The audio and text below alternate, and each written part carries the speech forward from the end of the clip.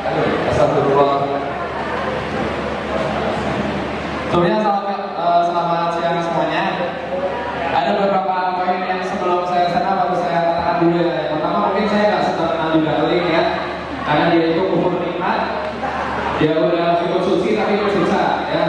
Kalau saya cukup suci aja ya, satu. Walaupun juga nggak terkenal banget. Terus yang kedua, saya berbrewok dan bertulis kadang titik, saya bukan wadoyo ya. Jangan disama-samakan gitu ya, karena wadoyo itu kalau dilihat dari Instagram itu orang keren, terus orang yang sepertinya beredukasi dan berpendidikan dengan baik. Sekarang saya cuma orang desa, saya hidupnya di Purwokerto, di desa namanya Desa Gelepak. Ada yang tahu nggak? Nggak tahu kan? Ini Google ditanya aja ada itu, serius. Jadi emang terpencil sekali saya di Purwokerto. Dan mohon maaf kalau saya ngobrol sama teman-teman, mungkin saya nggak bisa kayak teman-teman yang secara asik pakai bahasa gue dulu. Kita sebenarnya pengen orang-orang Purwokerto, orang Jawa pengen, tapi jelek ya. Bukan nggak bisa, tapi jelek. Nggak seindah teman-teman ketika ngomong gue dulu tuh nggak seperti itu. Dan ketika sama kami ngomong aku kamu, bukan berarti kita jadian. Tapi kita emang ngomongnya seperti itu. Kalau ngomong sama orang Jawa emang aku kamu ya, yang kita tahu ya bahasa Indonesia ya seperti itu, gitu ya. Terus dan lagi di orang desa itu buat teman-teman yang pengen hidup di desa, mungkin jalur rutinitas kota, atau pengen main ke Purwokerto, di desa ada skill yang teman-teman harus tahu, yaitu skill bahasa basi. Itu sangat harus tahu, harus kata. Kenapa? Karena di desa ketika kalian ada di persawahan, terus ketemu bapak-bapak atau ibu-ibu gitu, jangan diam lebih dari 5 menit. Karena kalau diam lebih dari 5 menit, kalian lihat ada, tiba-tiba ada mbah-mbah datang, dan kita lagi lihat polos itu ada mbah-mbah kita datang, anak saya tak pulang-pulang mas, dan itu sama urusan sama kita, ya nggak? Jadi kita harus punya skill bahasa basi sama dia. Ya biasanya anaknya merantau lama di sini gitu dengan ya udahlah kayak gitu. Karena kita memang harus punya skill bahasa basi ketika hidup di desa. Terus orang desa maaf aja nih kalau teman-teman masih ini serius ya, di desa saya itu masih tahunya air di tepeng ya, belum tahu kalau udah ganti mawar, itu serius. Itu di sana masih ada seperti itu. Terus lagi saya biasanya gini mengangkat isu-isu dalam stand up comedy itu tentang laki-laki yang patah hati gitu. Jadi buat teman-teman laki-laki di sini yang memang sedang patah hati, kita satu kaum kok. Ya, orang bilang katanya orang jomblo itu orang yang paling sedih gitu. Bukan, sebenarnya orang-orang patah hati sebenarnya orang-orang yang paling banyak di Indonesia.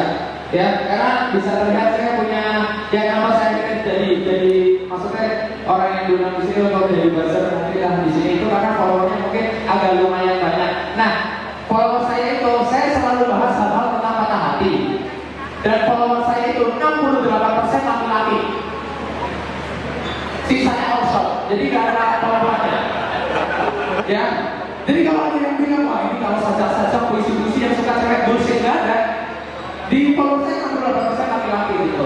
Dan dulu selama saya diskusi selalu mengangkat hal-hal isu-isu yang sekarang saya mau tahu kan, jadi ini apa sih dulu gitu, karena ya biasa kan ada orang yang pernah mengalami cinta diam-diam di sini. Ada yang mengalami cinta diam-diam nggak? Yang ketika kita bilang aku suka kamu, dia diam.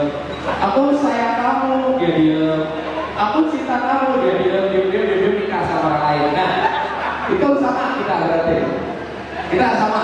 Saya juga seperti itu, sama aja. Jadi kalau misalkan orang-orang patah hati itu laki-laki entah kenapa itu sulit mengungkapkan bahwa dia itu patah hati, iya nggak? Karena cewek lebih bisa. Dan seperti ini, yang paling menyebabkan dari perempuan hari ini adalah ketika kamu memang tidak suka, ya ketika kamu memang tidak suka terhadap suatu laki-laki, ya udah bilang iya atau enggak, kan gampang, ya kan? Iya atau enggak, bukan gimana ya tiba-tiba udah jalan orang lain, enggak. Jangan pada seperti itu, karena kita runtuh serius. Laki-laki itu gampang runtuh nantinya.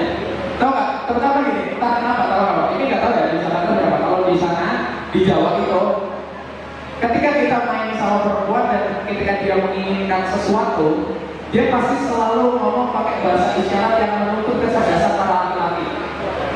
Misalkan kalau dulu ditanya mau makan di mana, gampang. Ya walaupun susah juga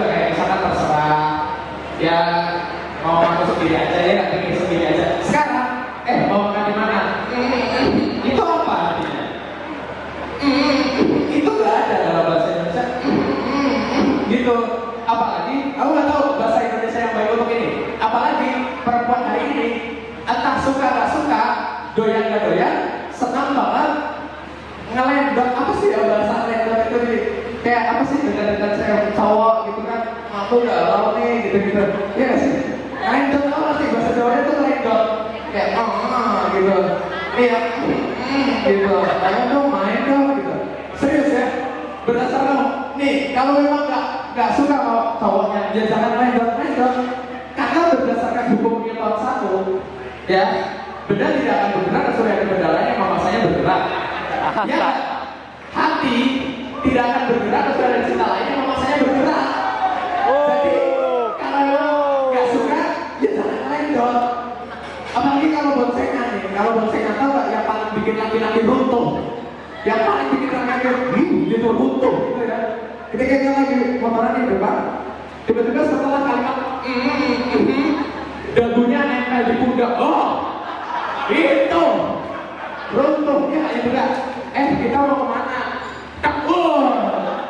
Meledak ini juga ya. Terus hargai para laki-laki yang patah hati, karena pernah saya nonton bioskop itu orang-orang tidak berbagi kemanusiaan banget, berbagi hati yang banget. Karena ini serius, filmnya Hunger Games, serius, filmnya Hunger Games, kan film action, harusnya bunyi efek kan, terus gitu kan, ini depan pasaran, aku sendirian sih, karena nggak punya siapapun kan, depan, belakang, kanan, kiri, serius, aku masih ingat G13 pokoknya, iya pokoknya fungsinya sama G13, ini kan harusnya adegan action ya, ini lagi nonton nih, wah ini, tiba-tiba kok des ini, apa ini? Oke, jangan ya. Habis apa ini? Jangan ya. Hargai kamu patah hati. Terus kalau misalkan kamu patah hati juga jujur aja, karena ketika kamu patah hati kamu tidak akan pernah patah hati sendirian. Pasti ada teman-temannya. Ya pasti ya. Yang paling diledekin lah. Ya nggak sih, dimabukin terus gitu. Ya kamu ngerti ya. Kalau saya tidak tahu. Saya tidak tahu ya cara menanggapi patah hati di sini. Kalau saya cara menanggapi patah hatinya yaitu nongkrong mbak gitu, mancing, nanyain kopi. Serius, di sana tuh nanam jagung aja bisa jadi sebuah obrolan yang menarik gitu. Ya nggak tahu di desa tuh apa aja di beberapa lagi kalau anak hilang, tetangga nikah. Ya masih anak orang desa itu menganggap semua orang itu tahu bahwa ketika orang tua ini tahu, seluruh orang desa itu sudah tahu. Benar-benar datang Rini kemarin nikah, kita nggak tahu siapa itu, tapi kita saat itu harus tahu gitu. Jadi emang nggak tahu gitu. Jadi hargai para orang penanti, jangan suka di bioskop ya. Kita nggak tahu gimana cara kerjanya. Yaudah gitu saja. Terima kasih. Semoga teman-teman semua tersentuh atau apapun itu, karena saya cuma bawa orang penanti yang kesini. Terima kasih. Wassalamualaikum warahmatullahi wabarakatuh.